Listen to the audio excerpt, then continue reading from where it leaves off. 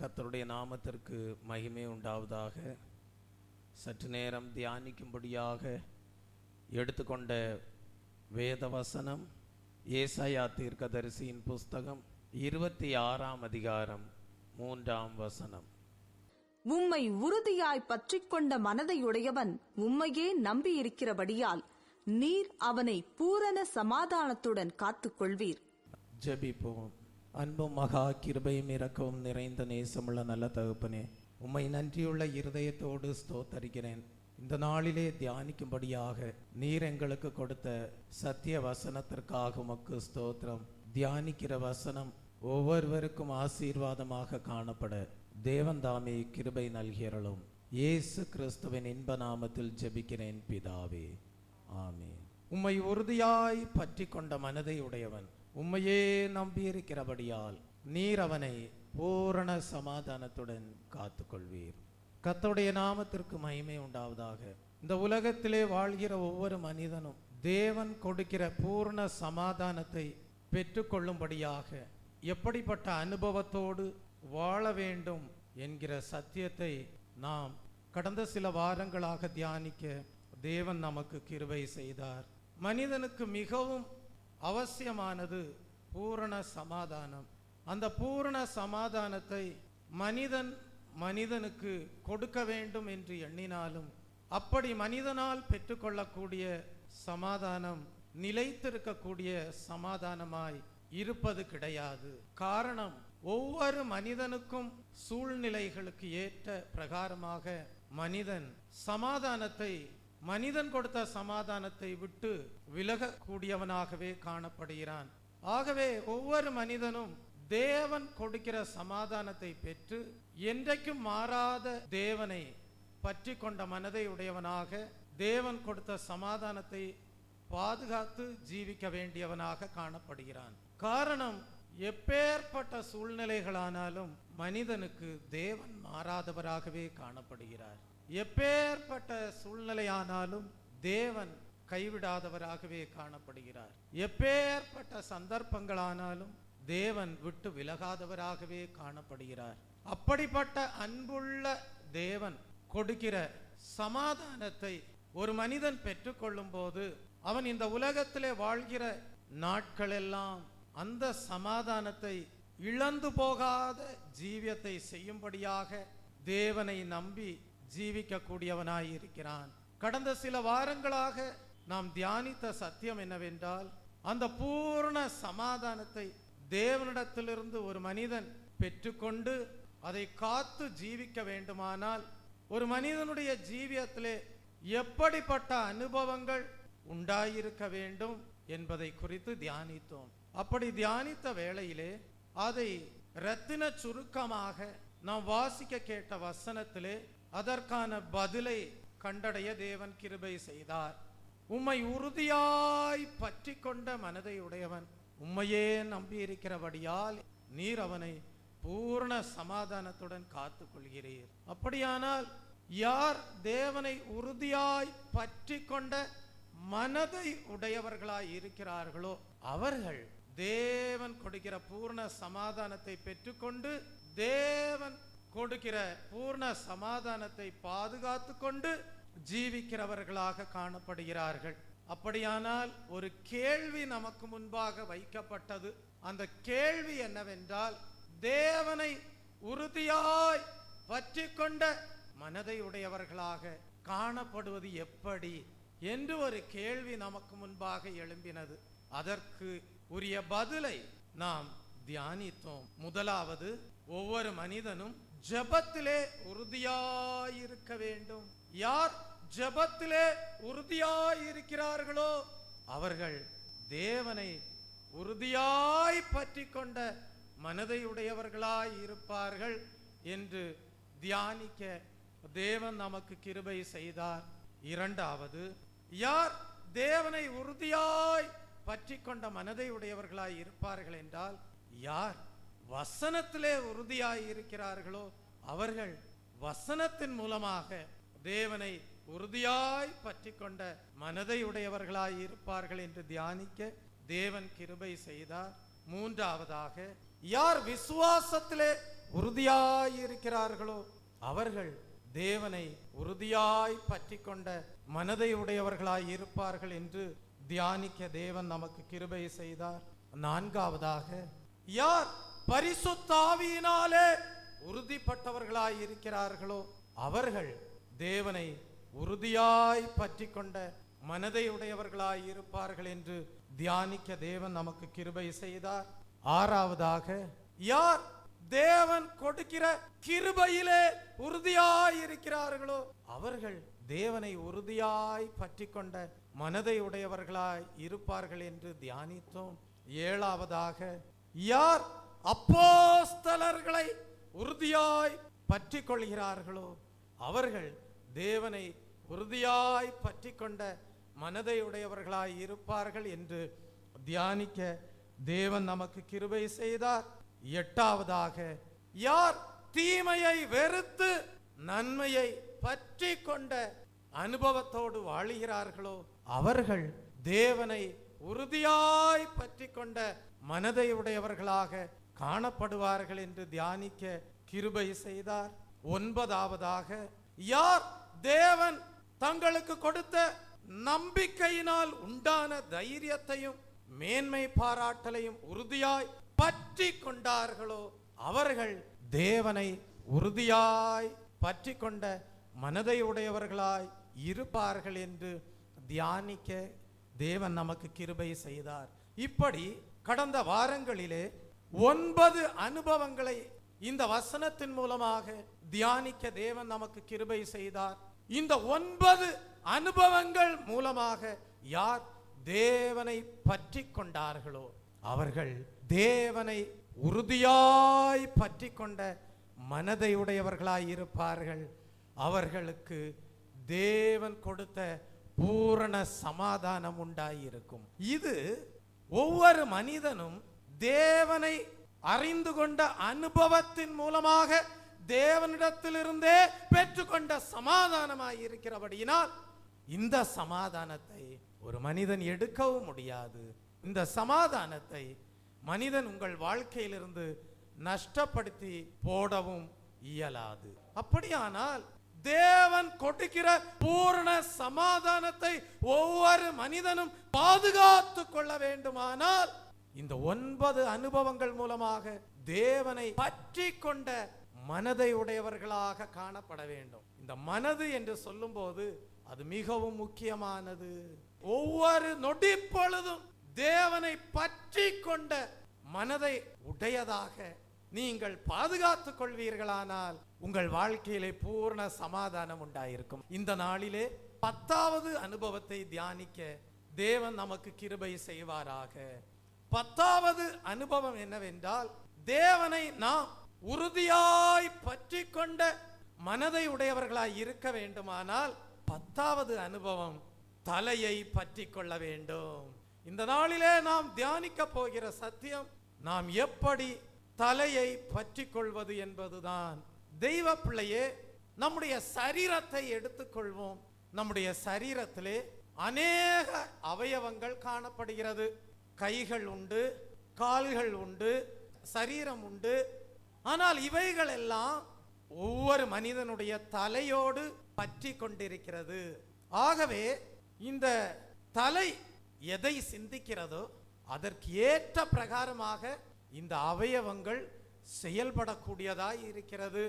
எப்படி ஒரு மனிதனுடைய சரீரம் தலையை பற்றி கொண்டிருக்கிறதோ, அந்த தலை எதை சிந்திக்கிறதோ அதற்கு ஏற்ற பிரகாரமாக எப்படி மனிதனுடைய அவயவங்கள் செயல்படுகிறதோ, அதை போல ஒவ்வொரு மனிதனுடைய ஜீவியத்திலேயும் கிறிஸ்து தலையாயிருப்பாரே ஆனால் மனிதனுடைய ஆவிக்குரிய ஜீவியம் கிறிஸ்துவின் சிந்தையுடையதாக காணப்படும். ஒரு மனிதனுக்கு தலை இல்லை என்றால் அவயவங்கள் மாத்திரம் காணப்படுமே ஆனால், அவயவங்கள் தலையோடு பற்றி கொள்ளாது இருக்குமே ஆனால் மனிதன் ஜீவிக்க முடியாது, மனிதன் வாழ முடியாது, மனிதன் செயல்பட முடியாது. அதை போல ஒவ்வொரு மனிதனுடைய ஆவிக்குரிய ஜீவியமும் வளர்ச்சி அடைந்ததாக காணப்பட வேண்டுமானால், தேவன் எதிர்பார்க்கக்கூடிய விதத்தில் செயல்பட வேண்டுமானால், தேவன் கொடுக்கிற பூர்ண சமாதானத்தோடு ஜீவிக்க வேண்டுமானால் கிறிஸ்துவை தலையாக கொண்டு, தலையாகிய கிறிஸ்துவை பற்றி கொண்ட அவயவங்களாக காணப்படுமேயானால் மனிதனுடைய ஆவிக்குரிய ஜீவியம் சந்தோஷமாயிருக்கும். மனிதனுடைய ஆவிக்குரிய ஜீவியம் சமாதானம் உள்ளதாயிருக்கும். மனிதனுடைய வாழ்க்கை தேவனுடைய சித்தத்தின்படி காணப்படும். மனிதனுடைய வாழ்க்கை தேவனுடைய மனதிற்கு ஒத்த பிரகாரமாக காணப்படும். இதற்கு திருஷ்டாந்தமாக இந்த சத்திய வசனத்திற்கு ஆதாரமாக கொலோசையருக்கு எழுதின புஸ்தகம் 2ஆம் அதிகாரம் 18ஆம் வசனத்திலிருந்து, கணுக்களாலும் கட்டுகளாலும் உதவி பெற்று இணைக்கப்பட்டு தேவ வளர்ச்சியாய் வளர்ந்தேறுகிற சரீரம் முழுவதையும் ஆதரிக்கிற தலையை பற்றி கொள்ளாமல் என்று படிக்கிறோம். தெய்வ பிள்ளையே, இங்கே தலை என்று சொல்வது யாரை குறிக்கிறது என்றால் கிறிஸ்துவை குறிக்கக்கூடியதாய் இருக்கிறது. அதை நாம் தெய்வ பிள்ளையே எபேசியருக்கு எழுதின புஸ்தகம் 1ஆம் அதிகாரம் 23ஆம் வசனத்தின் மூலமாக அறிந்து கொள்ளலாம். எல்லாவற்றையும் எல்லாவற்றாலும் நிரப்புகிறவருடைய நிறைவாகிய சரீரமான சபைக்கு அவரை எல்லாவற்றிற்கும் மேலான தலையாக ஏற்படுத்தினார். அப்படியானால் எப்படி ஒரு சரீரத்திற்கு தலை முக்கியமானதாக காணப்படுகிறதோ அதை போல மணவாட்டியாகிய சபைக்கு, புதிய ஏற்பாட்டு சபைக்கு கிறிஸ்து தலையாயிருக்கிறார். சபை கிறிஸ்துனுடைய சரீரமாய் இருக்கிறது. சபை கிறிஸ்துனுடைய அவயவங்களாய் இருக்கிறது. சபையாகிய சரீரத்திற்கு கிறிஸ்து தலையாய் இருக்கிறார். தெய்வ பிள்ளையே, அப்படியானால் மிகவும் முக்கியமாக நாம் விளங்கிக் கொள்ளக்கூடிய சத்தியம் என்னவென்றால், நீங்கள் பரிசுத்தாவின் அபிஷேகத்தை பெற்றுக் கொள்ளும் போது மணவாட்டியாம் சபையிலே காணப்படுகிறவர்களாய் இருப்பீர்கள். நீங்கள் தலையாகிய கிறிஸ்துவிலே இணைக்கப்பட்டவர்களாய் இருப்பீர்கள். அப்படிப்பட்டவர்களுடைய ஜீவியம் எப்படி காணப்படுமா? மாம்ச சிந்தையுள்ளவர்களாய் அல்ல, அவர்கள் ஆவியின் சிந்தையுள்ளவர்களாக காணப்படுவார்கள். வேதம் சொல்லுகிறது, மாம்ச சிந்தை மரணம், ஆவியின் சிந்தையோ ஜீவனும் சமாதானமுமா. யார் பரிசுத்தாவின் அபிஷேகத்தை பெற்றுக் கொண்டவர்களாக, யார் தலையாகிய கிறிஸ்துவை உறுதியாய் பற்றி கொண்ட அவயவங்களாக காணப்படுகிறார்களோ அவர்கள் எப்பொழுதும் ஆவியின் சிந்தை உள்ளவர்களாய் இருக்கிறபடியினால் அவர்களுடைய வாழ்க்கையிலே பூர்ண சமாதானம் தலையை பற்றி கொண்டபடியினால் உண்டாக தேவன் கிருபை நல்குகிறார். அப்படியானால் தேவன் பரிசுத்தாவின் அபிஷேகத்தை கொடுத்து உங்களுக்குள்ளே வாசம் பண்ணி உங்களை தேவனுடைய ஆலயமாக்கி நீங்கள் கிறிஸ்துவின் சிந்தையுள்ளவர்களாக காணப்படும்படியாக தலையாகிய கிறிஸ்துவோடு இணைக்கப்பட்டவர்களாக காணப்படுகிற ஜீவியம் செய்ய வைப்பதன் ஒரு காரணம், உங்களுக்குள்ளே இனி மாம்ச சிந்தை அல்ல, உங்களுக்குள்ளே ஆவியின் சிந்தை ஒவ்வொரு நொடி பொழுதும் உண்டாயிருக்க வேண்டும் என்பதற்காக. அநேகர் பரிசுத்தாவின் அபிஷேகத்தை பெற்றிருந்தாலும் கூட, மணவாட்டியாம் சபையிலே காணப்பட்டாலும் கூட, தாங்கள் தலையாகிய கிறிஸ்துவிலே இணைக்கப்பட்டிருக்கிறோம் என்கிற அறிவை அடையாதவர்களாய் இருக்கிறபடியினால் தான் சில சந்தர்ப்பங்களிலே மாம்ச சிந்தைக்கு இடம் கொடுத்து விடுகிறார்கள். ஆவியின் சிந்தை இல்லாதவர்களாக போய்விடுகிறார்கள். அது நிமித்தமாக என்ன சம்பவிக்கிறது? வேதம் சொல்லுகிறது, மாம்ச சிந்தை மரணம், ஆவிக்குரிய ஜீவியத்திலே மரணத்தை அடையக்கூடியவர்களாக போய்விடுகிறார்கள். ஆகவே ஒவ்வொரு ஆவிக்குரிய தேவ பிள்ளையும் ஒவ்வொரு நொடி பொழுதும் ஆவியின் சிந்தையை பாதுகாத்து கொண்டு நித்திய ஜீவனையும் சமாதானத்தையும் இழந்து போகாத ஜீவியம் செய்யும்படியாக தலையாகிய கிறிஸ்துவிலே நான் இணைக்கப்பட்டிருக்கிறேன் என்கிற அறிவை உடையவர்களாக காணப்பட வேண்டும். அந்த அறிவை பெற்றுக்கொள்ளும்படியாக தான் இந்த ஓய்வு நாளின் காலை வேளையிலே தேவன் உங்களை தேவ சமூகத்திலே வீற்றிருக்க செய்திருக்கிறார். Praise the Lord. அப்படியானால் முதலாவது ஒவ்வொருவரிடத்திலும் தேவன் எதிர்பார்க்கிறது என்னவென்றால், கிறிஸ்துவின் சிந்தையை தேவன் எதிர்பார்க்கிறார். நீங்கள் தலையாகிய கிறிஸ்துவிலே இணைக்கப்பட்டிருக்கிறபடியினால் உங்களுக்குள்ளே கிறிஸ்துவின் சிந்தை உண்டாயிருக்க வேண்டும். அந்த கிறிஸ்துவின் சிந்தையின்படி ஒவ்வொரு நாளும் நீங்கள் செயல்பட வேண்டும்.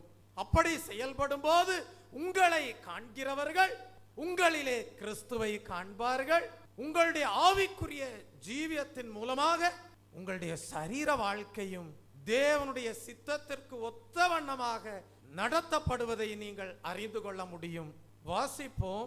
பிலிப்பியருக்கு எழுதின புஸ்தகம் 2ஆம் அதிகாரம் 5ஆம் வசனத்தை வாசிக்கும் போது, கிறிஸ்து இயேசுவில் இருந்த சிந்தையே உங்களிலும் இருக்க கடவது என்று படிக்கிறோம். தெய்வ பிள்ளையே, தலையாகிய கிறிஸ்துவிலே இணைக்கப்பட்டிருக்கிறீர்களே, கிறிஸ்து இயேசுவில் உள்ள சிந்தையே உங்களிலும் இருக்க கடவது என்றால், கிறிஸ்து இயேசுவில் எப்படிப்பட்ட சிந்தை காணப்பட்டதோ அதே சிந்தை உள்ளவர்களாக மணவாட்டியாகிய சபை காணப்பட வேண்டும்.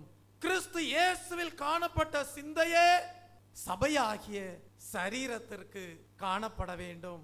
காரணம், இனி நீங்கள் செயல்படுவது உங்களுடைய சுய சிந்தனையினால் அல்ல, உங்களுடைய சுய மனது சொல்லக்கூடிய யோசனையினால் அல்ல, கிறிஸ்து இயேசுவின் சிந்தையின்படியே செயல்படுகிறவர்களாக காணப்பட வேண்டும். அதற்காகவே உங்களை தேவன் அபிஷேகித்து சபையாகிய அவயவங்களாக கிறிஸ்து என்கிற தலையிலே இணைத்திருக்கிறார். நான் ஏற்கனவே சொன்னேனே, ஆவியின் சிந்தை உண்டாயிருக்க வேண்டும் என்று.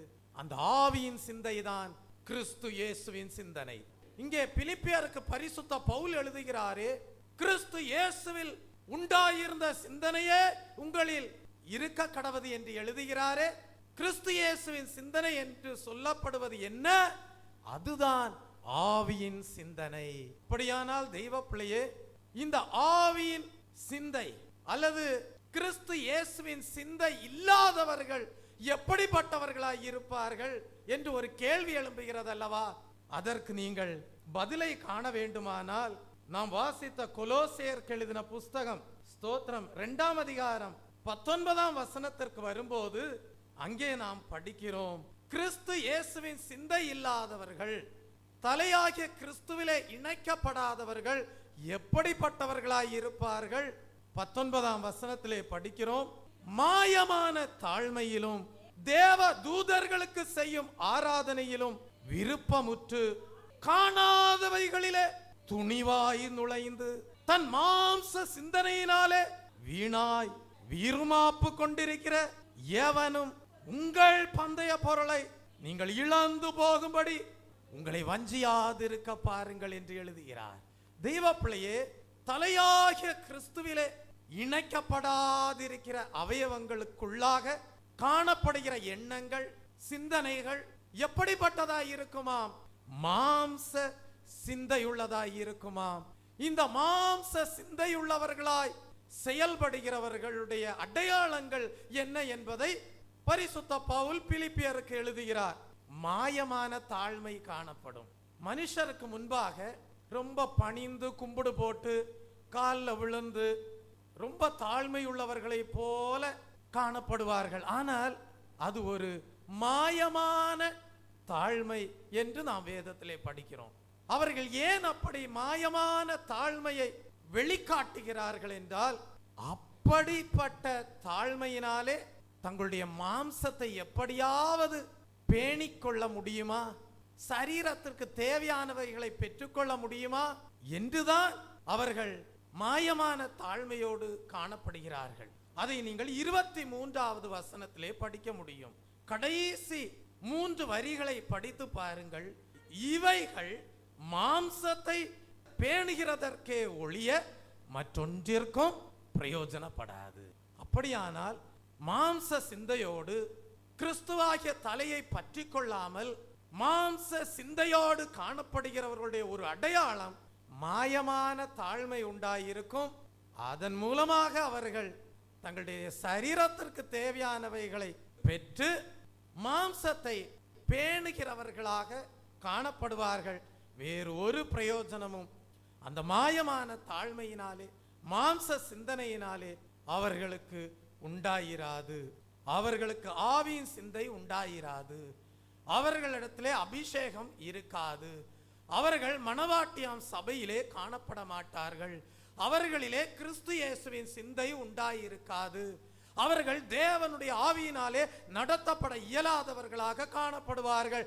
காரணம், இம்மைக்காக மாத்திரம் ஜீவிக்கிறவர்களாய் இருப்பார்கள். மாயமான தாழ்மையை மனுஷருக்கு முன்பாக வெளிப்படுத்தக்கூடியவர்களாய் இருப்பார்கள். அவர்களுடைய ஜீவியத்திலே தேவன் அவர்களுக்காக வைத்திருக்கிற பந்தய பொருளை அவர்கள் பெற்றுக்கொள்ள முடியாது. அது மாத்திரமல்ல, இன்னொரு அடையாளத்தை நாம் படிக்கிறோம். 19ஆம் வசனத்திற்கு வாருங்கள். தேவ தூதர்களுக்கு செய்யும் ஆராதனையிலும் விருப்பம் உள்ளவர்களாய் இருப்பார்கள். 3வது அடையாளம், காணாதவைகளிலே துணிவாய் நுழைந்து தன் மாம்ச சிந்தனையிலே வீணாய் இருமாப்பு கொண்டிருக்கிறவர்களாய் இருப்பார்கள்.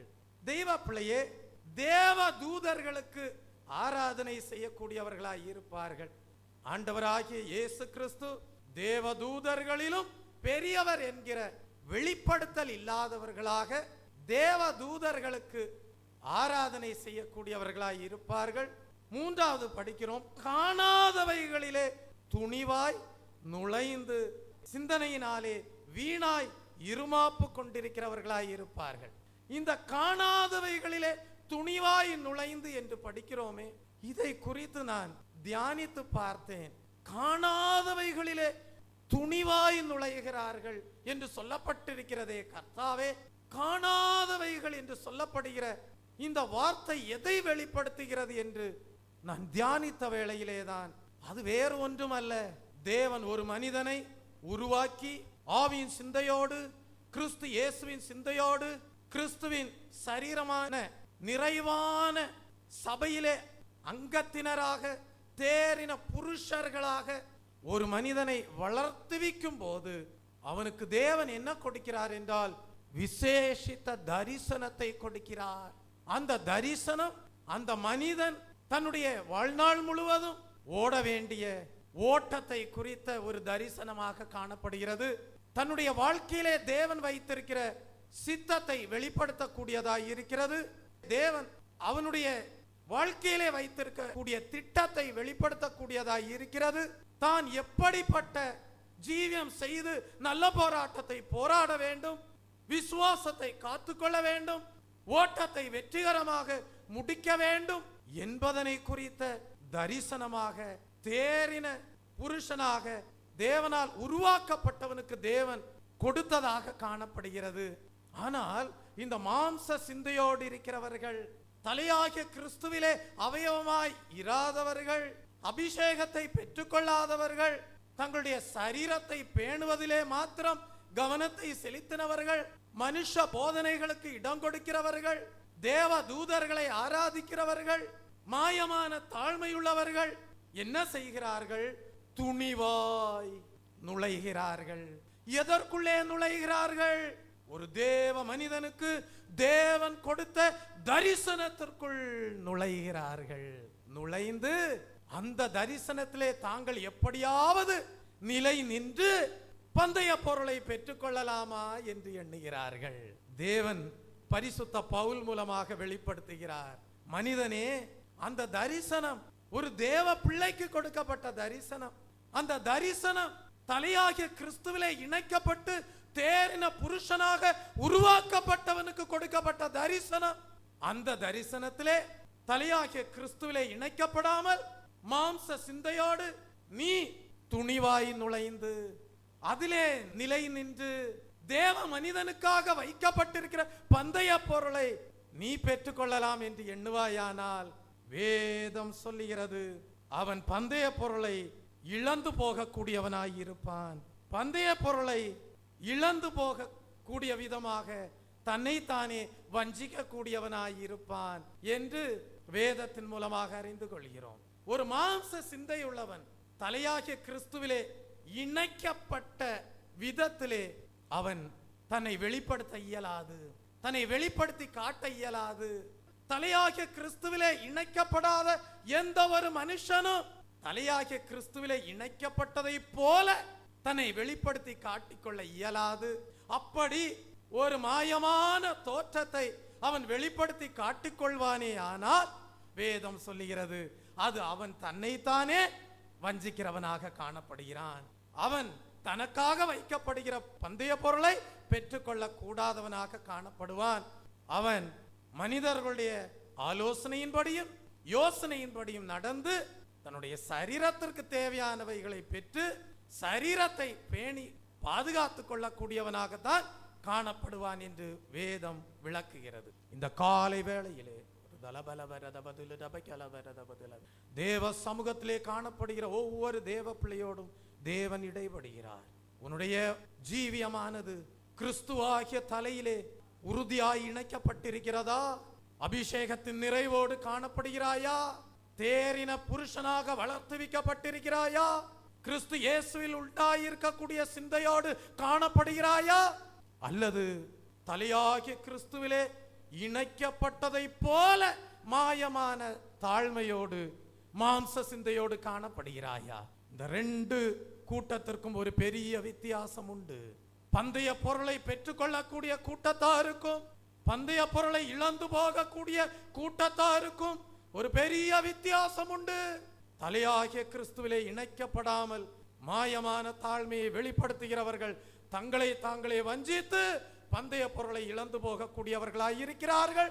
அவர்கள் துணிவாய் தேறின புருஷர்களாக உருவாக்கப்பட்டு அவர்களுக்கென்று கொடுக்கப்பட்டிருக்கிற தரிசனத்திலே நுழைந்து தங்களுடைய ஜீவியத்தை வீணாக, காலத்தையும் சமயத்தையும் வீணாக போக்கடிக்கக்கூடியவர்களாய் இருக்கிறார்கள். இந்த காலை வேளையிலே சத்தியத்தை கேட்கிற ஒவ்வொருவரோடும் தேவ ஆவியானவர் இடைபடுகிறார். நீயும் தரிசனத்தை பெற்றுக்கொள்ள வேண்டும். நீயும் தேறின புருஷனாய் இருக்க வேண்டும். நீயும் அபிஷேகத்தை பெற்றுக்கொள்ள வேண்டும். நீயும் ஆவியின் சிந்தையோடு காணப்பட வேண்டும். நீயும் தலையாகிய கிறிஸ்துவோடு இணைக்கப்பட்டு தரிசனத்தை பெற்றுக்கொண்டு உனக்கு நியமிக்கப்பட்டிருக்கிற ஓட்ட பந்தய சாலையிலே விசுவாசத்தையும் துவக்குகிறவரும் முடிக்கிறவருமாகிய இயேசுவையே நோக்கி கிறிஸ்து இயேசுவில் இருந்த சிந்தையோடு ஓடி பந்தய பொருளை பெற்றுக்கொள்ள வேண்டும். தெய்வ பிள்ளையே, இப்பொழுது வாருங்கள், 20ஆம் வசனத்திற்கு வாருங்கள். நீங்கள் கிறிஸ்துவுடனே கூட உலகத்தின் வழிபாடுகளுக்கு மரித்ததுண்டானால் இன்னும் உலகத்தின்படி பிழைக்கிறவர்கள் போல மனுஷருடைய கற்பனைகளின் படியும் போதனைகளின் படியும் நடந்து தொடாதே, ருசி பாராதே, தீண்டாதே என்கிற கட்டளைகளுக்கு உட்படுகிறதென்ன? இவையெல்லாம் அனுபவிக்கிறதினால் அழிந்து போகுமே என்று படிக்கிறோம். இதனுடைய அர்த்தம் என்ன தெய்வ பிள்ளையே? கிறிஸ்து இயேசுவின் சிந்தை இல்லாதவர்களாக, தலையாகிய கிறிஸ்துவிலே இணைக்கப்படாதவர்களாக, மாம்ச சிந்தையோடு மாயமான தாழ்மையோடு ஜீவிக்கிறவர்கள் எப்படிப்பட்டவர்களாய் இருக்கிறார்களா? தெய்வ பிள்ளையே, ஒவ்வொரு மனிதனையும் கிறிஸ்து வேறு பிரிப்பது எதற்காக? இனி உனக்கு உலகத்தின் வழிபாடுகளுக்கு இடம் இல்லை. இனி உன் வாழ்க்கையிலே உலக பாரம்பரியங்களுக்கு இடம் இல்லை. இனி உன் வாழ்க்கையிலே உலக வழிபாடுகளுக்கு இடம் இல்லை. உலக பிரகாரமான வழிபாடுகளிலிருந்து நான் உன்னை வேறு பிரித்து, உன்னை அபிஷேகித்து, உன்னை ரட்சித்து மணவாட்டியாம் சபைக்குள்ளே கொண்டு வந்து தலையாகிய கிறிஸ்துவிலே இணைக்கப்பட்ட ஜீவியம் செய்யும்படியாக உன்னை வேறு பிரித்திருக்கும் போது நீயோ பரிதபிக்கப்படத்தக்கவனாக, பரிதபிக்கப்படத்தக்கவளாக மறுபடியும் உலகத்தின் வழிபாடுகளுக்கு மீண்டும் இணங்கி உன்னை ஒப்பு கொடுத்து அழிந்து போகிற காரியங்களை அனுபவித்து ஜீவிப்பது என்ன என்று பரிசுத்த பவுல் ஒரு கேள்வி கேட்கிறார். இதெல்லாம் நம்ம சிந்திக்க வேண்டிய காரியங்கள். கொஞ்சம் தேவ சமூகத்திலே இருந்து சிந்திக்க வேண்டும். மனிதன் கிறிஸ்து இயேசுவுக்காக வேறு பிரிக்கப்பட்டிருந்தாலும் சிலர் தலையாகிய கிறிஸ்துவிலே இணைக்கப்பட கூடாதபடிக்கு கிறிஸ்து இயேசுவில் உண்டாயிருந்த சிந்தனை அவர்கள் ஜீவியத்திலே நஷ்டப்படும் விதமாக என்ன செய்கிறார்களாம்? உலக வழிபாடுகளுக்கு நாங்கள் மரித்தோம் என்று சொல்லி ஞானஸ்நான அனுபவத்தையும் பெற்றிருந்தாலும் கூட அவைகளை எல்லாம் மறந்து மீண்டும் என்ன செய்கிறார்களாம்? அழிந்து போகக்கூடிய காரியங்களை அனுபவித்து உலக பிரகாரமான வழிபாடுகளுக்கு இடம் கொடுக்கும் விதமாக மனுஷ போதனைகளுக்கு செவி சாய்க்கிறார்களாம். இப்பொழுது வாருங்கள் 23ஆம் வசனத்திற்கு வாருங்கள். இப்படிப்பட்ட போதனைகள் இஷ்டமான சுய இஷ்டமான ஆராதனையும் மாயமான தாழ்மையையும் பற்றி ஞானம் என்று பெயர் கொண்டிருந்தாலும் இவைகளெல்லாம் மாம்சத்தை பேணுகிறதற்கே ஒழிய மற்றொன்றிற்கும் பிரயோஜனப்படாது என்று படிக்கிறோம். மற்றொன்றிற்கும் பிரயோஜனப்படாது என்று படிக்கிறோமே, அது என்ன? தலையாகிய கிறிஸ்துவிலே இணைக்கப்பட்டு தேவனுடைய சிந்தனையோடு, ஆவியின் சிந்தையோடு, தேவனுடைய தரிசனத்தோடு செயல்படுகிற ஜீவியம் இராது, பந்தய பொருளும் இராது என்பதை அறிந்து கொள்கிறோம். அப்படியானால் மிகவும் ஜாக்கிரதை உடையவர்களாக கிறிஸ்தவ ஜீவியம் காணப்பட வேண்டும். கர்த்தாவே, நான் கேட்கிற சத்தியம் வெறும் இந்த பூமிக்குரிய நன்மைக்காக மாத்திரமா? நான் கேட்கிற சத்தியம் இந்த பூமிக்குரிய ஆசீர்வாதங்களுக்காக மாத்திரம் தானா? நான் கேட்கிற சத்தியம் இந்த சரீரத்தை பேணுவதற்காக மாத்திரம் தானா?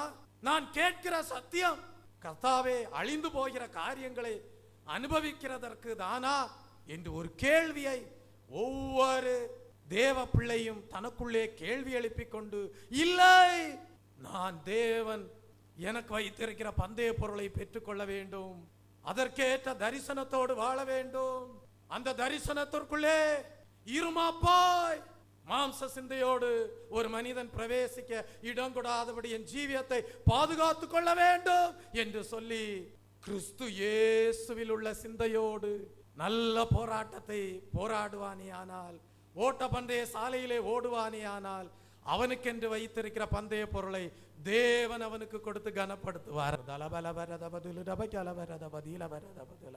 ஆம் தெய்வ பிள்ளையே, ஒரு கேள்வி எழும்புகிறது. கிறிஸ்து இயேசுவில் உண்டாயிருந்த சிந்தையே உங்களிலே காணப்பட கடவது என்று படிக்கிறோமே. கிறிஸ்து இயேசுவின் சிந்தை என்று சொல்வது என்ன தெய்வ பிள்ளையே? அதை குறித்து எத்தனையோ காரியங்களை விளக்கி காட்ட முடிந்தாலும் ஒரு காரியத்தை இந்த காலை வேளையிலே உங்களுக்கு முன்பாக வைக்கிறேன். கிறிஸ்து இயேசுவிலே காணப்பட்ட சிந்தை என்ன தெரியுமா? அவருக்குள்ளாக சரியான மனப்பான்மை காணப்பட்டது. அதற்கு ஒரு எடுத்துக்காட்டாக சொல்ல வேண்டுமானால், பிதாவாகிய தேவனோடு பரலோகத்தில் சிங்காசனத்திலே அவர் காணப்பட்ட போதும் சரியான மனப்பான்மையோடு காணப்பட்டார். எனக்காக யார் போவார் என்கிற சத்தம் கேட்ட போதும் சரியான மனப்பான்மையோடு இதோ நான் போகிறேன் என்று சொல்லி உண்மையான தாழ்மையோடு இந்த பூலோகத்திற்கு இறங்கி வந்தார்.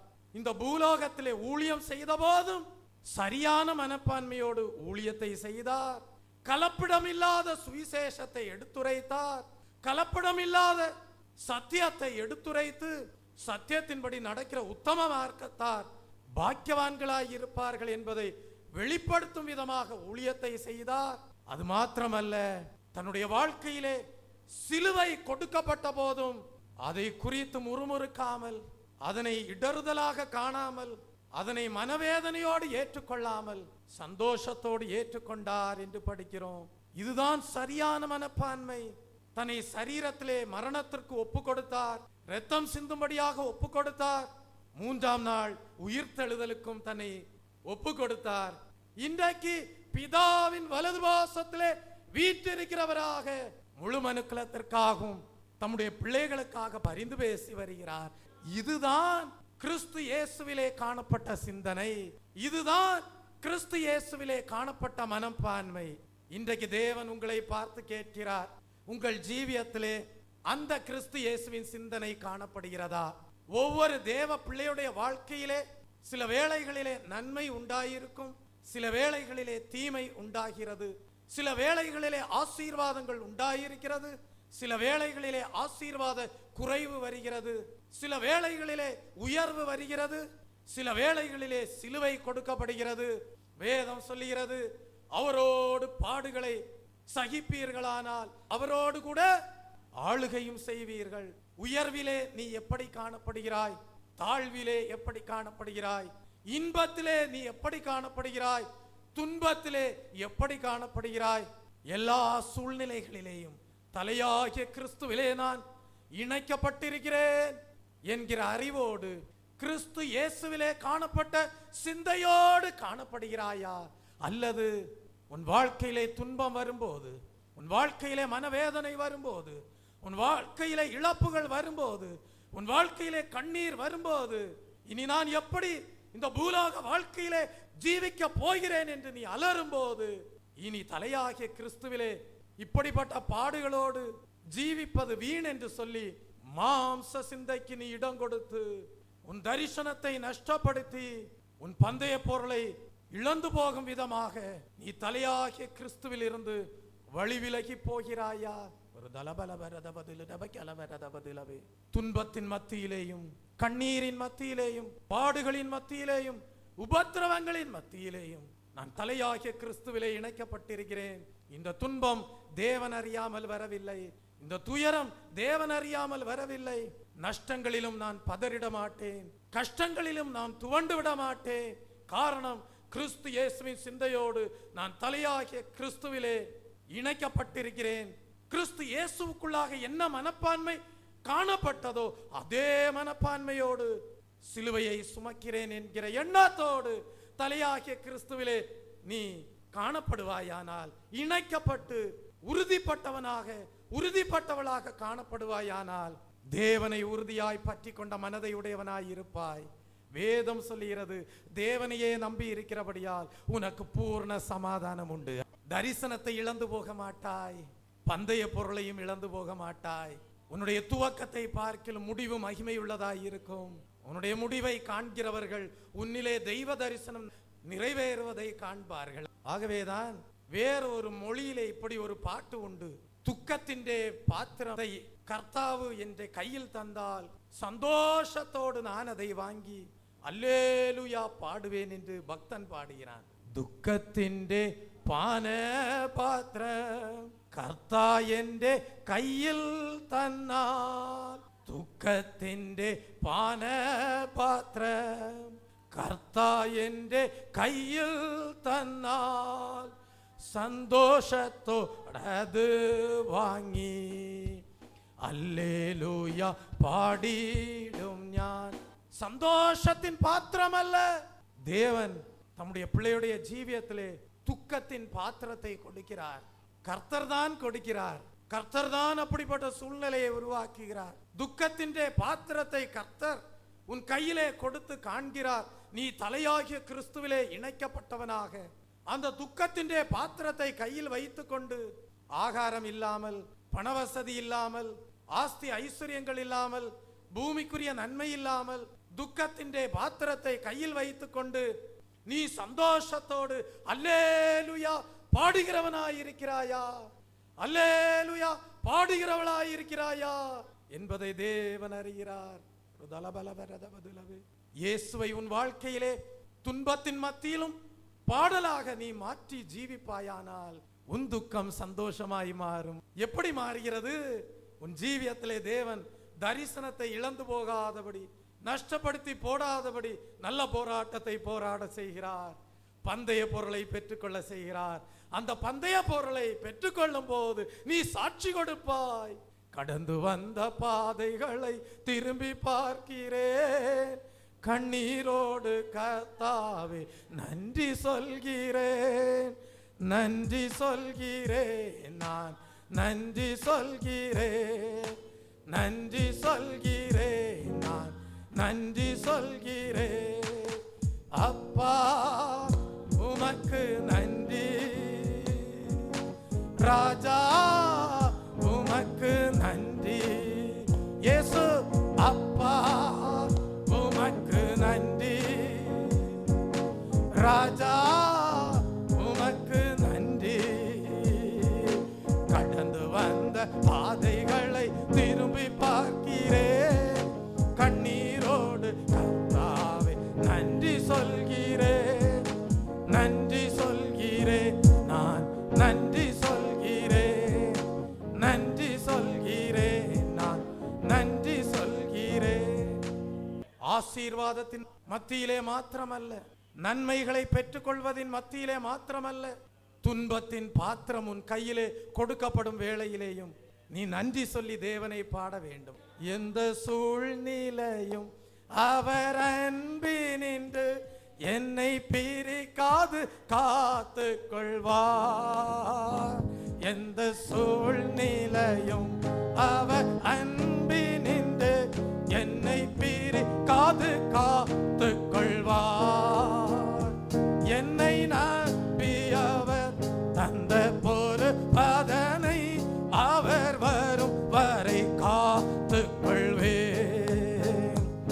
என்னை நம்பியவர் தந்த பொறுப்பதனை அவர் வரும் வரை காத்து கொள்வேன். நெந்தமே பரமா நெந்தமே இது மாபெரும் பாக்கியமே. இந்த பாதலத்தில் சொந்தக்காரரவர் எந்த உள்ளத்தில் சொந்தமானார். இந்த பாதலத்தில் சொந்தக்காரரவர் எந்த உள்ளத்தில் சொந்தமானார். அவர் வரும் நாளினில் என்னை கரமசைத்து அன்பாய் கூப்பிட்டு சேர்த்துக் கொள்வார். அவர் வரும் நாளினில் என்னை கரமசைத்து அன்பாய் கூப்பிட்டு சேர்த்துக் கொள்வார். அவர் சமூகமதில் அங்கே அவருடனே ஆடி பாடியே மகிழ்ந்திடுவேன். அவர் சமூகமதில் அங்கே அவருடனே ஆடி பாடியே மகிழ்ந்திடுவேன். நெந்தமே பரமா நெந்தமே இது மாபெரும் பாக்கியமே. இந்த பாதலத்தில் சொந்தக்காரரவர் எந்த உள்ளத்தில் சொந்தமானார். இந்த பாதலத்தில் சொந்தக்காரரவர் எந்த உள்ளத்தில் சொந்தமானார். எவர்கள் தேவனுடைய ஆவியினாலே நடத்தப்படுகிறார்களோ அவர்கள் தேவனுடைய புத்திரராயிருக்கிறார்கள். கிறிஸ்து இயேசுவில் உள்ள சிந்தையோடு தலையாகிய கிறிஸ்துவிலே இணைக்கப்பட்டவர்களாக நீங்கள் காணப்படுவீர்களானால் தேவ ஆவியினால் நடத்தப்படுகிற தேவ புத்திரர்களாயிருப்பீர்கள். இன்றைக்கு தேவனுடைய ஆவியானவர் உங்களை வழி நடத்தி கொண்டு வந்திருக்கிறார். அந்த விசுவாசத்தோடு ஒரு அல்லேலூயா சொல்லுவோமா? Praise the Lord. வாசியுங்கள் நீதிமொழிகளின் புஸ்தகம் 16ஆம் அதிகாரம் 32ஆம் வசனத்தை வாசிக்கும் போது அங்கே ஒரு சத்தியத்தை படிக்கிறோம். பட்டணத்தை பிடிக்கிறவனை பார்க்கிலும் தன் மனதை அடக்குகிறவன் உத்தமன் என்று படிக்கிறோம். தெய்வ பிள்ளையே, பட்டணத்தை பிடிக்கிறவனை பார்க்கிலும் தன் மனதை அடக்குகிறவன் உத்தமன். ஒரு மனுஷன் ஆஸ்தி ஐஸ்வர்யங்களை எல்லாம் சேர்க்கிறான், பட்டணங்களை தன்னுடைய கரத்திற்குள் கொண்டு வருகிறான், எல்லாவற்றையும் தன்னுடைய கரத்திற்குள் கொண்டு வந்து விட்டு எதை அடக்க மறந்து விட்டான்? அவனுடைய மனதை அடக்க மறந்து விட்டான். எல்லாவற்றையும் பிடித்துக் கொள்வேன் என்று சொல்லி பிடிக்கும்படியாக பிரயாசப்பட்டு பிடித்து கொண்டேன் என்கிற நம்பிக்கையோடு காணப்படுகிறான். ஆனால் தன்னுடைய மனதை அவன் என்ன செய்யவில்லை? அடக்கி கொள்ளவில்லை. தன்னுடைய மனதை அடக்காமல் ஒரு பெரிய பட்டணத்தையே பிடித்து கொண்டாலும் அவன் தேவனுடைய பார்வையிலே உத்தமன் என்று விளங்கப்படுவதில்லை. காரணம், உத்தமர்களுக்கு கர்த்தர் துணையாயிருப்பார். தெய்வ பிள்ளையே, கர்த்தருடைய துணை இல்லாமல், கர்த்தருடைய பார்வையிலே உத்தமனாயிராமல் ஒரு மனிதன் பட்டணத்தை பிடித்தாலும் அவன் தேவனுடைய பார்வையிலே தேவனால் அங்கீகரிக்கப்படாதவனாகவே காணப்படுகிறான். கர்த்தருடைய ஆசீர்வாதத்தை பெற்றுக்கொள்ளாதவனாகவே காணப்படுகிறான். வேதம் சொல்லுகிறது, கர்த்தருடைய ஆசீர்வாதம் ஐஸ்வர்யத்தை தரும், அதனுடைய தேவன் வேதனையை கூட்டார். பட்டணத்தை பிடித்து வைத்துக் கொண்டு வேதனையோடு வாழ்வதனால் என்ன பிரயோஜனம்? உன் வாழ்க்கையிலே உன் மனதை நீ அடக்கவில்லையே, உன் வாழ்க்கையிலே கர்த்தருடைய பார்வையிலே நீ உத்தமமாய் இருக்கவில்லையே. வேதனையோடு நீ பட்டணத்தை பிடித்து வைத்துக் கொண்டிருந்தாலும் அதனால் பிரயோஜனம் என்ன? ஆகவேதான் வேதம் சொல்லுகிறது, ஒவ்வொரு மனிதனுடைய எண்ணங்கள், சிந்தனைகள் தூய்மையானதாக, சுத்தமானதாக பாதுகாத்துக் கொள்ளப்பட வேண்டியதாய் இருக்கிறது. ஒரு விதத்தில் தீய கிரியைகளை மனிதன் செய்யாதவனாக காணப்படலாம், ஆனால் அவனுக்குள்ளாக தீய எண்ணங்கள், பாவ சிந்தனைகள் இருந்தால் அவன் தன் மனதை அடக்காதவனாகவே காணப்படுகிறான். அவன் பட்டணத்தை பிடித்தாலும் தன்னுடைய தீய சிந்தனைகளை, பாவ எண்ணங்களை மேற்கொள்ளும் விதமாக தலையாகிய கிறிஸ்துவிலே இணைக்கப்பட்ட அவயவமாய் இல்லாது போவானேயானால் தேவனுடைய பார்வையிலே உத்தமமாய் இருக்க முடியாது. வேண்டுமானால் மாயமான தாழ்மையோடு காணப்படலாம், வேண்டுமானால் துணிகரமாக மற்றவர்களுடைய தரிசனத்திற்குள் பிரவேசிக்கிறவனாக காணப்படலாம், வேண்டுமானால் மனுஷ போதனைகளை கேட்டு சரீரத்தை பேணுகிறவனாக காணப்படலாம். ஆனால் அவன் தன்னை தானே வஞ்சிக்க கூடியவனாக காணப்படுகிறான். ஆகவேதான் ஒரு முறை அப்போஸ்தலனாகிய பேதுரு ஒரு மனிதனை கண்டபோது அவனிடத்திலே மாயமாலம் இருப்பதை கண்டான். அந்த மனிதனுடைய பேர் என்ன? சீமோன் என்று வேதத்திலே படிக்கிறோம். அப்போஸ்தலர் எழுதின நடபடிகளின் புஸ்தகம் 8ஆம் அதிகாரத்திற்கு வாருங்கள். 22ஆம் வசனத்தை படிக்கும் போது அங்கே அப்போஸ்தலனாகிய பேதுரு மாயவித்தைக்காரனாயிருந்த சீமோனுடைய வாழ்க்கையை கண்டு என்ன சொல்லுகிறான் என்றால், நீ உன் துர்க்குணத்தை விட்டு மனம் திரும்பி தேவனை நோக்கி என்ன செய்? வேண்டிக்கொள். ஒருவேளை உன் இருதயத்தின் எண்ணம் உனக்கு மன்னிக்கப்படலாம். அப்படியானால் ஒரு மனிதன் தீய கிரியையை செய்யாமல் இருக்கலாம், ஆனால் அவனுக்குள்ளாக தீய எண்ணங்கள் இருக்குமே ஆனால், அவனுக்குள்ளாக தீய மனது இருக்குமே ஆனால், அவனுடைய இருதயம் தேவன் விரும்பாத துர்க்குணமுள்ள இருதயமாய் இருக்குமானால் அவன் தேவனுடைய பார்வையிலே உத்தமனாய் இருக்க முடியாது. அப்படிப்பட்ட ஒரு மனிதனாக காணப்பட்ட மாய வித்தைக்காரனாய் இருந்த சீமோனுடைய வாழ்க்கையை கண்டு பரிசுத்த பேதுரு சொல்லுகிறான், உன் இருதயத்திலே உன் மனதிலே துர்க்குணம் காணப்படுகிறது, உன்னை தேவன் மன்னிக்கும்படியாக ஒன்று செய், தேவனை நோக்கி வேண்டிக்கொள்.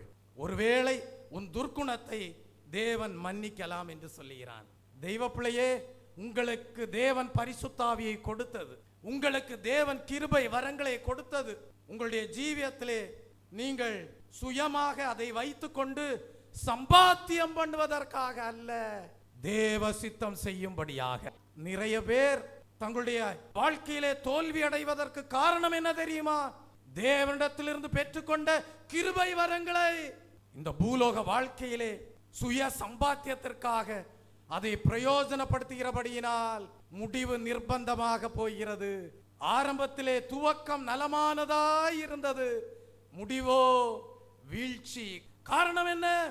தங்களுக்கு தேவன் கொடுத்த அபிஷேகத்தை, தங்களுக்கு தேவன் கொடுத்த கிருபை வரங்களை தங்களுடைய சுய சம்பாத்தியத்திற்காக பிரயோஜனப்படுத்தி கொண்டார்கள். இன்றைக்கு உங்கள் வாழ்க்கையிலே பரிசுத்தாவின் அபிஷேகத்தை எதற்காக கேட்டு வருகிறீர்கள்? கிருபை வரங்களை எதற்காக தேவனிடத்தில் கேட்கிறீர்கள்? துக்கத்தின் பாத்திரம் உன் கையிலே கொடுக்கப்பட்டாலும் அந்த கிருபை வரங்களோடு அதிலே நீ சந்தோஷப்படும்படியாக. தெய்வ பிள்ளையே, உன் வாழ்க்கையிலே சிலுவை வரலாம், உன் வாழ்க்கையிலே துக்கத்தின் பாத்திரம் கொடுக்கப்படலாம், கஷ்டங்களும் கண்ணீரும் வரலாம். அதன் மத்தியிலே பரிசுத்த ஆவியானவருக்கு இடம் கொடுத்து இணங்கி உன் ஜீவியத்தை ஒப்பு கொடுத்து கிறிஸ்து இயேசுவின் சிந்தையோடு வெற்றியுள்ள வாழ்க்கை வாழும்படியாக தான் பரிசுத்த ஆவி உனக்கு கொடுக்கப்படுகிறது. Praise the Lord. ஆகவேதான் பிரசங்கியின் புஸ்தகம் 3ஆம் அதிகாரம் 17ஆம் வசனத்தை நீங்கள் வாசிக்கும் போது, சகல எண்ணங்களும் தேவனால் நியாயந்தீர்க்கப்படுவதினாலேயே என்று வாசிக்கிறோம். உங்களுக்குள்ளாக இருக்கக்கூடிய ஒவ்வொரு எண்ணமும் நியாயந்தீர்க்கப்பட போகிறது. யாரால்? தேவனால் நியாயந்தீர்க்கப்பட போகிறது. கிரியைகள் அல்ல, கிரியைக்கு முன்னாக நீ எண்ணக்கூடிய எண்ணங்களும் கூட தேவனால் நியாயந்தீர்க்கப்பட போகிறது. தெய்வ பிள்ளையே, ஒவ்வொருவரும் தாங்கள் எண்ணுகிற எண்ணங்களுக்கு தேவனிடத்தில் கணக்கு கொடுக்க வேண்டியவர்களாக காணப்படுகிறார்கள். தெய்வ பிள்ளையே, இந்த காலை வேளையிலே தேவ சமூகத்திலே காணப்படுகிற உங்களுக்கு எப்படிப்பட்ட சிந்தை காணப்படுகிறது? சுய சம்பாத்தியத்திற்காக கிறிஸ்துவை பற்றி கொண்டு ஓடுகிறீர்களா, இல்லது ஒரு நல்ல நிச்சயத்தோடு ஓடுகிறேன் என்று பரிசுத்த பவுல் சொல்லுகிறான். நான் வானத்திலே சிலம்பம் பண்ணுகிறவனாக அல்ல, ஒரு நல்ல நிச்சயத்தோடு ஓடுகிறேன் என்று சொல்லுகிறான். உன்னுடைய வாழ்க்கையிலே நல்ல நிச்சயத்தோடு நீ ஓடுகிறாயா? ஒரு தலபலவரதவதுலவே. 1 கொரிந்தியரின் புஸ்தகம் 2ஆம் அதிகாரம் 9ஆம் வசனத்திலே படிக்கிறோம், தேவன் தம்மில் அன்பு கூறுகிறவர்களுக்கு ஆயத்தம் பண்ணினவைகளை கண் காணவும் இல்லை, காது கேட்கவும் இல்லை, அவைகள் மனுஷனுடைய இருதயத்தில் தோன்றவும் இல்லை என்று நாம் அங்கே படிக்கிறோம். பாருங்க, தேவன் தம்முடைய பிள்ளைகளுக்கு மகிமை நிறைந்த, கிருபை நிறைந்த திட்டத்தை வைத்திருக்கிறார். உங்கள் ஒவ்வொருவருடைய வாழ்க்கையிலேயும் அபிஷேகத்தை கொடுத்து ஒரு பெரிய திட்டத்தையும் நோக்கத்தையும் தேவன் வைத்திருக்கிறார். தெய்வ பிள்ளையே, ஒரு கேள்வி, அதை எங்களால் அறிந்து கொள்ள முடியுமா என்று ஒரு கேள்வி எழும்புகிறது அல்லவா? தேவன் சொல்லுகிறார், அவைகளை கண்கள் காணவும் இல்லை, காதுகள் கேட்கவும் இல்லை, மனுஷனுடைய இருதயத்தில் தோன்றவும் இல்லை. அப்படியானால் ஒரு கேள்வி எழும்புகிறது, எங்கள் வாழ்க்கையிலே தேவன் வைத்திருக்கிற திட்டம், தேவன் வைத்திருக்கிற நோக்கத்தை கண்களும் காணவில்லை, காதுகளும் கேட்கவில்லை, இருதயத்திலும் அது தோன்றவில்லை என்றால் அந்த திட்டத்தையும் அந்த நோக்கத்தையும் எப்படி நாங்கள் அறிந்து கொள்வது என்று ஒரு கேள்வி எழும்புகிறது அல்லவா?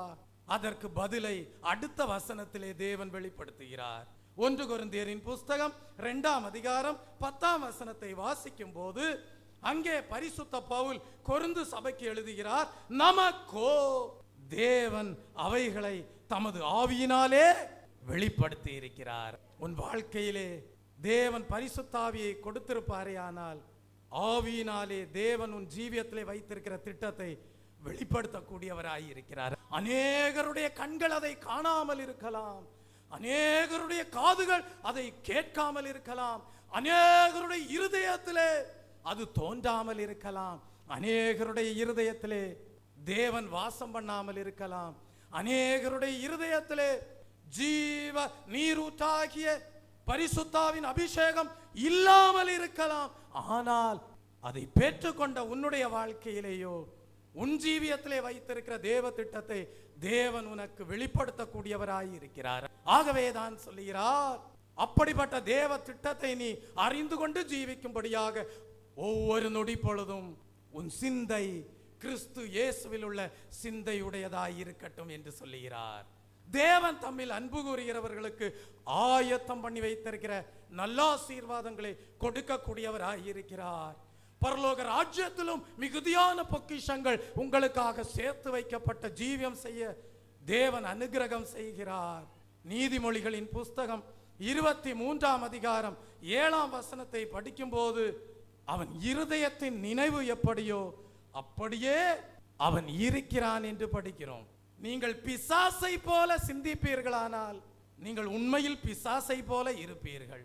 நீங்கள் கிறிஸ்துவின் மனப்பான்மையோடு சிந்திப்பீர்களானால் கிறிஸ்துவை போல இருப்பீர்கள். அதை தான் இங்க சொல்றாரு. அவன் இருதயத்தின் நினைவு எப்படியோ அப்படியே அவன் இருக்கிறான். உன் வாழ்க்கையிலே கிறிஸ்துவின் சாயலை நீ வெளிப்படுத்த வேண்டுமானால், உன்னை காண்கிறவர்கள் உன்னிலே கிறிஸ்துவை காண வேண்டுமானால், உன் நினைவு கிறிஸ்துவின் சிந்தையை போல காணப்பட வேண்டும். Praise the Lord. ஒரு நாள் மாம்ச சிந்தனைக்கு உங்கள் மனது இடம் கொடுத்து விட்டால் ஒரு கரும்புள்ளி மனதிலே காணப்படும். அதை தேவ கிருபையினாலே வெற்றிகரமாக அகற்றி விடாமல் மறுபடியும் மாம்ச சிந்தைக்கு ஒரு மனிதன் இடம் கொடுக்கும் போது இன்னொரு கரும்புள்ளி மனதிலே வைக்கப்படும். இப்படியாக தேவ கிருபையினாலே, தேவன் கொடுத்த அபிஷேகத்தினாலே தன்னுடைய மனதை பாதுகாத்துக் கொள்ளாமல் அநேக பாவ சிந்தனைகளுக்கு தன் மனதிலே இடம் கொடுத்து ஒரு மனிதன் ஜீவிக்கும் போது முடிவாக அவனுடைய ஜீவியம் இருளடைந்து போய்விடும். பின்பு அவனிடத்திலே மாயமான தாழ்மை காணப்படும். தன்னுடைய சரீரத்தை பேணுவதிலே அக்கறை உள்ளவனாக மாத்திரம் காணப்படுவான். தரிசனம் இராது, பந்தய பொருளும் இல்லாத, தலையாகிய கிறிஸ்துவிலே இணைக்கப்படாத ஜீவியம் செய்வான். அவனுடைய ஜீவியத்திலே பூர்ண சமாதானம் உண்டாயிராது. இந்த காலை வேளையிலே உங்கள் ஜீவியத்தை சீர்தூக்கி பாருங்கள். தேவனை உறுதியாய் பற்றி கொண்ட மனதை உடையவன், அவரையே நம்பி இருக்கிறபடியால் அவனுக்கு பூர்ண சமாதானம் உண்டாயிருக்கும். பாருங்கள், ஒரு மனிதனுடைய கண்ணிலே ஒரு மண் துகள் விழுமே ஆனால் அந்த மனிதனுடைய கண்களுக்கு எரிச்சலை உண்டாக்கும், வேதனையை உண்டாக்கும், கண்ணீரை வரவழைக்கும். அவன் துயரப்படக்கூடியவனாக காணப்படுவான், துன்பப்படக்கூடியவனாக காணப்படுவான். ஆனால் அதே மண் துகள் ஒரு சிப்பிக்குள்ளாக விழுமையானால் அது அந்த சிப்பியினுள் இருக்கக்கூடிய புழுக்கு அது உறுத்துதலாக தான் இருக்கும். ஆனால் அந்த புழு என்ன செய்யும் தெரியுமா? ஒரு விசேஷத்த திரவியத்தை சுரந்து அந்த மண் துகளை என்ன செய்துவிடும்? மூடிவிடும். அது பின் நாட்களிலே முத்தாக பிரகாசிக்கும்.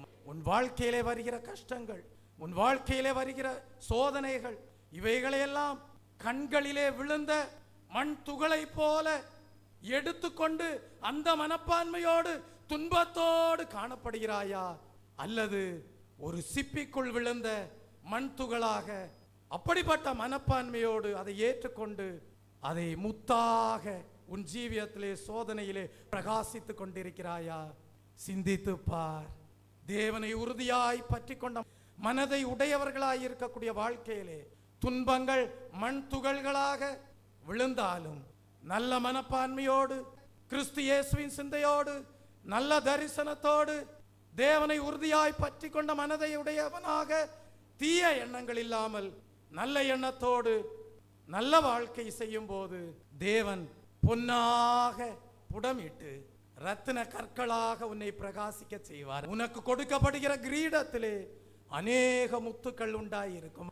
அந்த நம்பிக்கையோடு, அந்த விசுவாசத்தோடு கண்களை மூடி நாம் எல்லாரும் எழும்பி நின்று தேவனுக்கு நம்மை ஒப்பு கொடுப்போம். கர்த்தாவே, நீர் கொடுக்கிற பூர்ண சமாதானத்தை நாங்கள் இழந்து விடக்கூடாது. உம்மிலே அன்பு கூறுகிறவர்களுக்கு நீர் ஆயத்தம் பண்ணி வைத்திருக்கிற நன்மையை நாங்கள் இழந்து போகாதபடி நல்ல வாழ்க்கை வாழும்படியாக, கிறிஸ்து இயேசுவின் சிந்தனையோடு வாழும்படியாக, தலையாகிய கிறிஸ்துவிலே உறுதியாய் பற்றி கொண்ட அவயவங்களாக நாங்கள் எல்லா சூழ்நிலைகளிலேயும் காணப்பட கிருபை தாரும் என்று வேண்டிக் கொள்ளுங்கள். உங்கள் துக்கம் சந்தோஷமாய் மாறும். பந்தய பொருளை பெற்றுக்கொள்வீர்கள். பாக்கியவான்களாய் இருப்பீர்கள். மாம்ச சிந்தை மரணம், ஆவியின் சிந்தையோ ஜீவனும் சமாதானமுமாம். ஒரு நாம் இம்மைக்காக மாத்திரமல்ல, கிறிஸ்து இயேசுவின் மேல் நம்பிக்கை வைத்திருப்பது. ஒரு தலபலவரதவதுலவே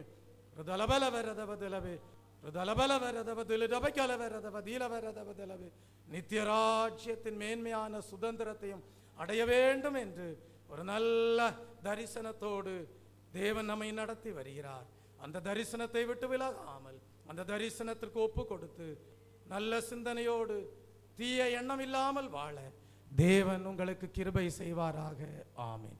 பலியினாலே என்னோடு உடன்படிக்கை பண்ணின பரிசுத்தவான்களை கூட்டுங்கள் என்று பலியினாலே, ஸ்தோத்திர பலியினாலே முழு ஆவி ஆத்ம சரீரத்தையும் தேவனுக்கென்று காணிக்கையாக ஒப்பு கொடுத்து அர்ப்பணித்து ஜீவிக்கிற பரிசுத்தவான்களை சேர்க்கும்படியாக நம் அருமை ஆண்டவராகி இயேசு கிறிஸ்து வரப்போகிறார். என் சம்பத்தை சேர்க்கும் நாளிலே அவர்கள் என்னுடையவர்களாய் இருப்பார்கள் என்று சொல்லி இருக்கிறார். ஒரு தலபலவரதவதலவே கிறிஸ்து இயேசுவின் வருகையின் நாளிலே விலையேற பெற்ற சம்பத்தாக நீ காணப்படும்படியாக கிறிஸ்து இயேசுவின் சிந்தையோடு வாழ உங்களுடைய ஆவி ஆத்ம சரீரத்தை இந்த காலை வேளையிலே தேவனுடைய கரத்திலே, தேவனுடைய பாத பீடத்திலே சமர்ப்பீர்களாக. ஒரு தலபலவரதவதலவே நீரல்லால் எங்களுக்கு பரலோகில் யாருண்டு ஜீவனாதா? நீரல்லால் எங்களுக்கு பரலோகில் யாருண்டு ஜீவனாதா? நீரே எந்த ஈகத்தில் வேறொரு தேட்டமில்லை பரனே. நீரே எந்த ஈகத்தில் வேறொரு தேட்டமில்லை பரனே. ஸ்தோத்திரம் இயேசுநாதா, உமக்கென்றும் ஸ்தோத்திரம் இயேசுநாதா. ஸ்தோத்திரம் இயேசுநாதா, உமக்கென்றும் ஸ்தோத்திரம் இயேசுநாதா. ஸ்தோத்திரம் செய்கிறோம் நின்னடி யாத்திரோ நாமத்தின் ஆதரவில். ஸ்தோத்திரம் செய்கிறோம் நின்னடி யாத்திரோ ஆதரவில் வானதூத சேனைகள் மனோகர கீதங்களால் எப்போதோ வானதூத சேனைகள் மனோகர கீதங்களால் எப்போதோ ஓய்வின்றி பாடி துதிக்க மாபெரும் மன்னவர் நீ உமக்கு ஓய்வின்றி பாடி துதிக்க மாபெரும் மன்னவர் நீ உமக்கு ஸ்தோத்திரம் இயேசுநாதா உமக்கென்றும் ஸ்தோத்திரம் இயேசுநாதா ஸ்தோத்திரம் இயேசுநாதா உமக்கென்றும் ஸ்தோத்திரம் இயேசுநாதா ஸ்தோத்திரம் செய்கிறோம் நின்னடியா தீரோ நாமத்தின் ஆதரவில்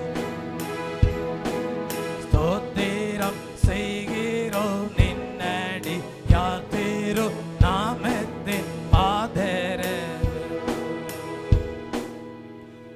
உங்களுடைய வாழ்க்கையிலே வருகிற கஷ்டங்களை எல்லாம் கண்களிலே விழுந்த மண் துகளை போல எண்ணி வேதனைப்படாமல் உங்களுடைய ஜீவியத்திலே வருகிற எல்லா சோதனைகளும் அந்த சோதனைக்கு பிறகு உள்ள ஆசீர்வாதத்திற்காகவே என்கிற ஒரு நல்ல மனப்பான்மையோடு அப்படியே கிறிஸ்துவுக்கு சிலுவை கொடுக்கப்பட்டது அது நல்ல மனப்பான்மையோடு ஏற்றுக்கொண்டார்.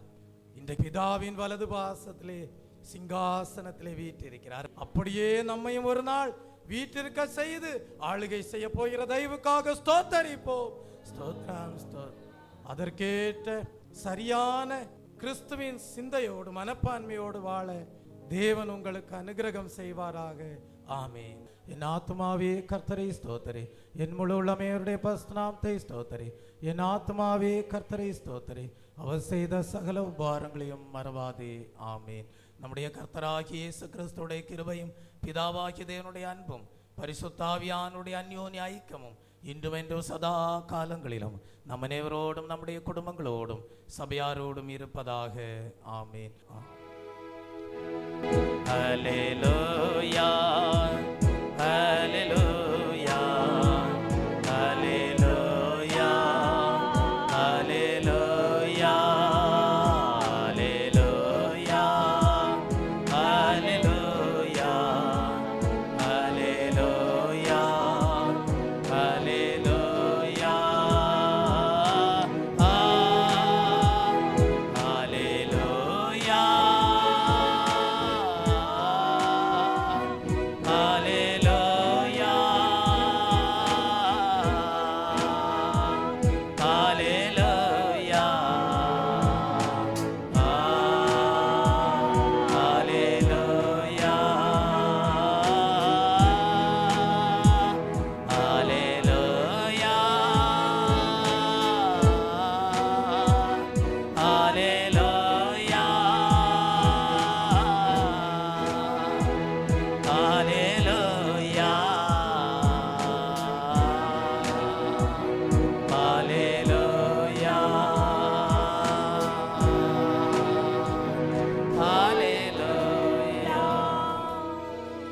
ஹல்லேலூயா ஹல்லேலூயா அல்லேலூயா அல்லேலூயா.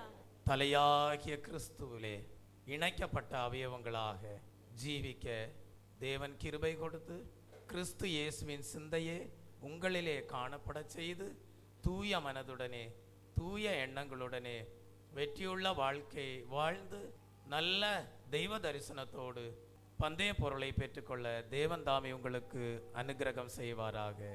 ஆமென்.